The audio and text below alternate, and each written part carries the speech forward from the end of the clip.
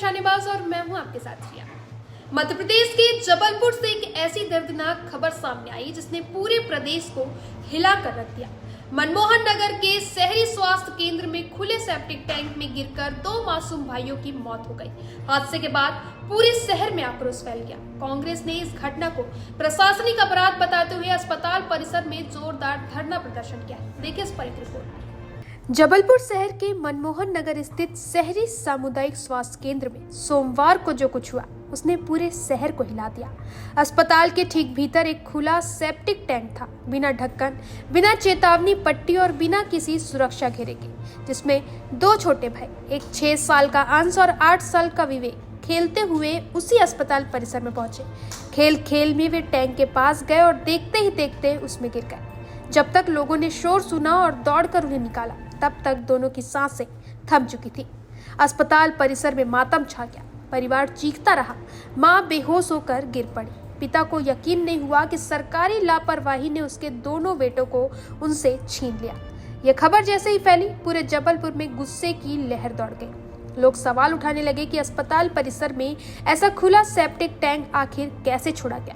क्या किसी को इस खतरे का अंदाजा नहीं था? कांग्रेस नेताओं ने इस घटना को मानवता पर कलंक बताया। कांग्रेस जिला अध्यक्ष सौरभ नाटी शर्मा के नेतृत्व में सैकड़ों कार्यकर्ता अस्पताल पहुंचे और धरना प्रदर्शन शुरू कर दिया।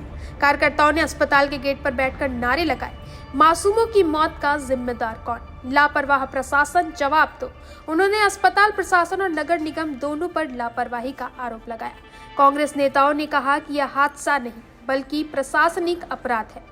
अस्पताल के सिविर और टैंक की मरम्मत के लिए महीनों से शिकायतें की जा रही थी, लेकिन किसी ने भी ध्यान नहीं दिया। देखिए, कल एक बड़ी दुखद घटना हुई है। चिकित्सालय परिसर में पीछे बाउंड्री वॉल के पास एक सेप्टिक टैंक है।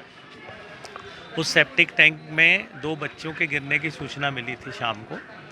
शायद पीछे खेल रहे थे बच्चे क्रिकेट वगैरह, उनकी बॉल शायद कैंपस में आ गई थी।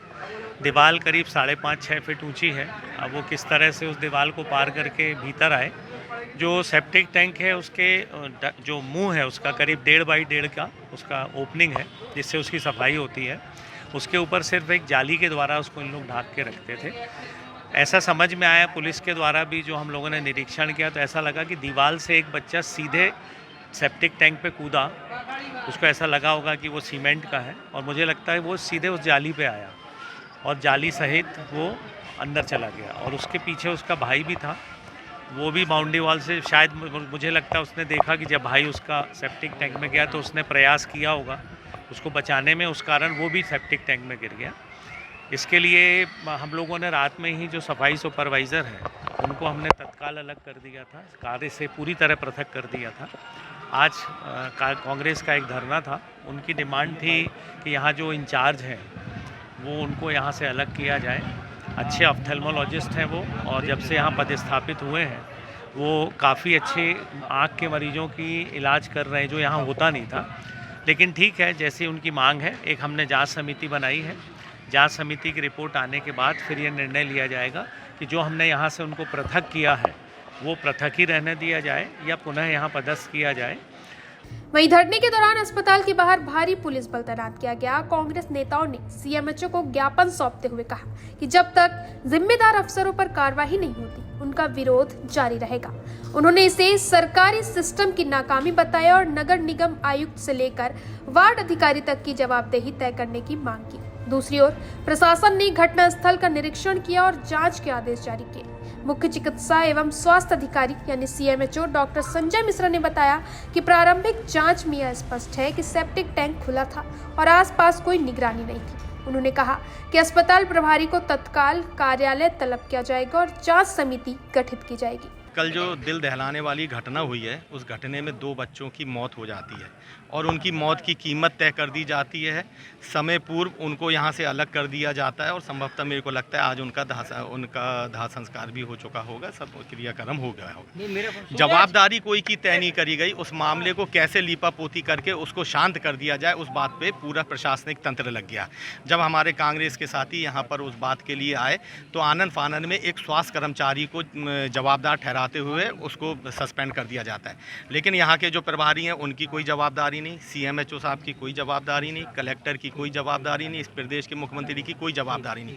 मुद्दा ये है कि जब इतनी बड़ी घटना होती है, एक संवेदनशील व्यक्ति, संवेदनशील सरकारों का तरीका ये होता है कि जवाबदारी तय करे कि इस बात की पुनरावृत्ति ना हो, मगर पूरा प्रशासनिक तंत्र उस मामले को दबाने में लग गया।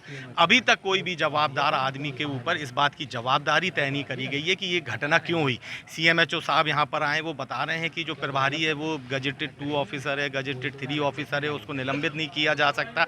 वो बात इस बात से बड़ी हो गई है कि 2 बच्चों की मृत्यु हो गई जो अपने घर के चिराग हो सकते थे। CMHO साहब उसकी जवाबदारी लेने तैयार नहीं, कलेक्टर साहब की तरफ से इस बात पे कोई बयान नहीं आया है और मुख्यमंत्री को तो इस बातों से कोई ख्याल रहता नहीं है। समूचे जबलपुर की जो शासन व्यवस्था है वो चरमराई है। यहाँ पर रोगी कल्याण समिति बनी है, उस रोगी कल्याण समिति में कौन कौन सदस्य हैं किसी को नहीं पता।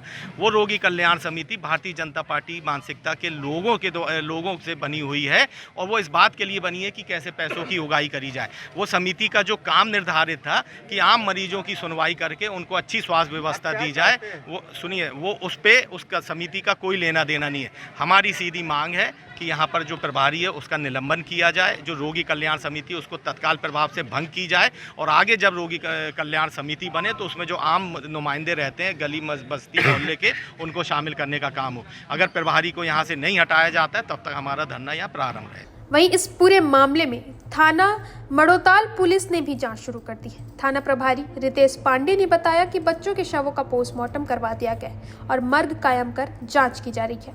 उन्होंने कहा कि प्रारंभिक जांच में यह बात सामने आई है कि टैंक बिना ढक्कन के खुला हुआ था और वहां कोई चेतावनी संकेत भी नहीं लगाया गया था।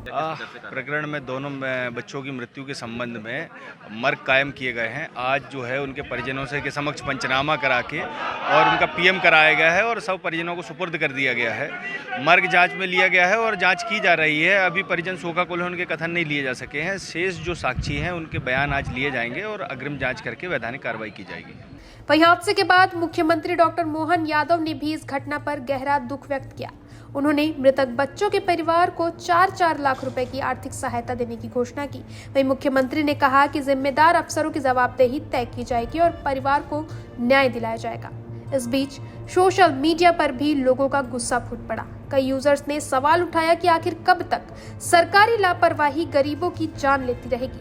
अस्पतालों में सुरक्षा की बुनियादी व्यवस्था भी नहीं है, कोई चेतावनी बोर्ड नहीं, कोई स्टाफ निगरानी में नहीं। वहीं कुछ स्थानीय लोगों का कहना है कि सेप्टिक टैंक महीनों से खुला पड़ा था, लेकिन नगर निगम के कर्मचारियों ने कभी आकर उसकी मरम्मत नहीं की। कांग्रेस ने अब इस मुद्दे को प्रदेश स्तर पर उठाने की चेतावनी दी है। उनका कहना है कि जब तक पीड़ित परिवार को न्याय नहीं मिलेगा और जिम्मेदार अधिकारियों को सस्पेंड नहीं किया जाएगा, विरोध जारी रहेगा। धरना स्थल पर पहुंचते नेताओं ने मोमबत्तियां जलाकर बच्चों की आत्मा की शांति के लिए प्रार्थना की और पूरे अस्पताल प्रशासन को मौन अपराधी बताया। ये घटना न केवल प्रशासनिक लापरवाही की मिसाल है, बल्कि यह एक सवाल भी छोड़ जाती है, क्या गरीबों की जान का कोई मोल नहीं? 2 मासूम जिन्होंने जीवन की शुरुआत भी ठीक से नहीं देखी थी, अब सरकारी लापरवाही के शिकार बन गए। जबलपुर का यह हादसा इस बात का प्रतीक है कि व्यवस्था में संवेदनशीलता अब केवल शब्दों में ही रह गई है। 2 मासूम बच्चों की मौत ने पूरे प्रदेश को झकझोर दिया है। सवाल सिर्फ जबलपुर का नहीं, बल्कि हर उस अस्पताल का है जहां सुरक्षा के नाम पर सिर्फ खाना पूर्ति होती है। फिलहाल के लिए इतना ही। बने रहे निशानेबाज पर।